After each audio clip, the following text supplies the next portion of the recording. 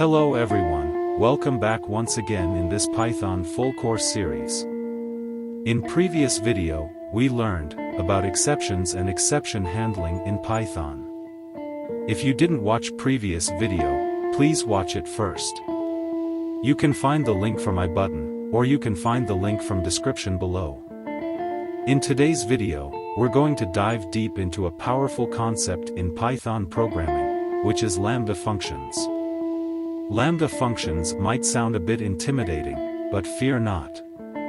By the end of this video, you'll have a crystal clear understanding of what they are and how to use them effectively in your code.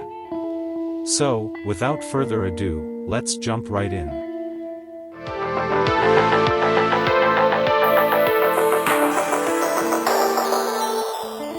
Before you learn about lambdas, make sure to know about Python functions.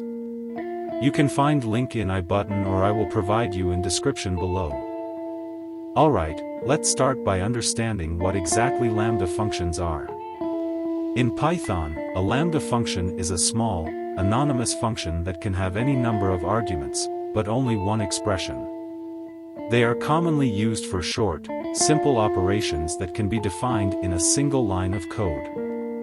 We use the lambda keyword instead of def to create a lambda function. Here's the syntax to declare the lambda function. As you can see in this example, we've defined a lambda function called square.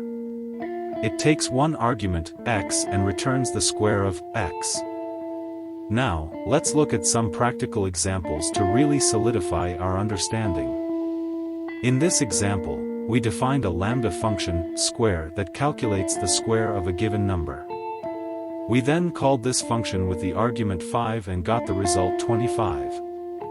Let's run this file to see the expected output. This is 17 tutorial for this Python series, so I have created a file 17_tut.py. You can create any other name if you want. Open your command prompt, type python space file name, which is 17_tut.py, then press enter and you will see the expected output. Here is another example of lambda function. We have created a lambda function named func, which takes two parameter and returns after addition. Let's run this code to see the expected output. Open your command prompt and run the same Python file to see the expected output. Even you can use lambda function with conditional statements. You can also use with higher order function like map, filter, and reduce.